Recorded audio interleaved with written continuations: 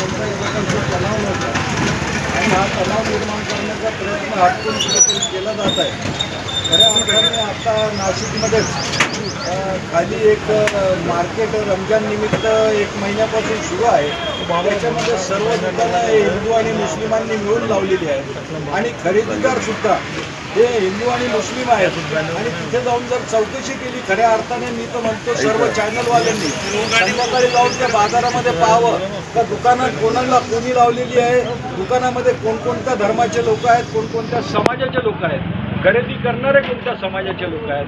आणि आपण संविधानाची शपथ घेतली असताना त्या संविधानामध्ये आपण शपथ घेतली होती तर कोणत्याही धर्माबद्दल कोणत्याही जातीबद्दल आकस पाळला जाणार नाही आणि त्या संविधानाच्याच विरोध काम करतात. आणि खऱ्या अर्थाने फडणवीस साहेब स्वतःला एकदम साफसुथरे आणि वाईट चेहऱ्याचे दाखवण्याचा प्रयत्न करतात आणि असे पिल्लू सोडून जाती धर्मामध्ये भेद निर्माण करण्याचा प्रयत्न करतात. याचं कुठेतरी त्यांनी थांबवण्याचा प्रयत्न केला पाहिजे. कारण हा देश आणि हे महाराष्ट्र राज्य हे पुरोगामी राज्य आणि पुरोगामी राज्यामध्ये अशा प्रकारची वक्तव्य चालणार नाहीत. कारण 12 वर्षापूर्वी सुद्धा नाशिकमध्ये कुंभमेळा आला होता आणि त्यावेळेस मुस्लिम समाजाने आपल्या पुढाकाराने म्हणजे पैसे घेऊन नाही तर स्वखुशीने कुंभमेळ्यात आलेल्या भाविकांसाठी केळी आणि फराळाचं वाटप केलं होतं. हे गोष्ट नितेश राणेंनी लक्षात ठेवण्यासारखी आहे. काय वाटतं या सगळ्यांमध्ये दोन धर्मामध्ये तेढ निर्माण करण्याबद्दल? हा खऱ्या अर्थाने हा तेढ निर्माण करण्याचा प्रयत्न फक्त राजकारण आपलं कसं साधता येईल आणि सत्तेची पोळी कशी भासता येईल. कारण यांना जे स्वतःला आता मोठं एखादं मंत्रिपद घ्यायचं असेल त्याच्यामुळे हे सगळं चाललेले चाळे आहेत.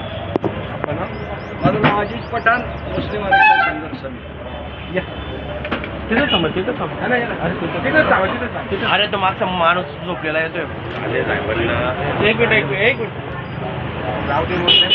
चल काय वाटतंय खरं तर आणि जे त्यांना सवय पडली हिंदू मुस्लिम त्यांच्याकडे काहीच मुद्दा नव्हता आणि प्रत्येक वेळी त्यांना मुद्दा भेटतच नाही. हाच एक मुद्दा आहे. हिंदू आणि मुस्लिम आमच्या महाराष्ट्रामध्ये नाशिक जिल्ह्यामध्ये कधीच असं झालं नाही. त्यांच्यामुळं आता हे जास्त होतं. आमची विनंती का त्यांनी असे कामं करावं नाही. जेव्हा निवांत चांगलेपणे त्यांचं बी आणि आमचं बी. आम्ही तर सर्व हिंदू भाऊ पण सर्व एकत्रच राहतो ना. वेगळं तर कुणीच आहे आणि झटका करतात. त्यांचं म्हणणं असं आहे की हिंदू पूर्ण करावे ते हे चुकीचं आहे ना. आता आमच्या इथं सुपीजीन बाजार एवढा मोठा बाजार भरला आहे. तिथं तर सर्व हिंदू मुस्लिम सर्व बांधव आहे.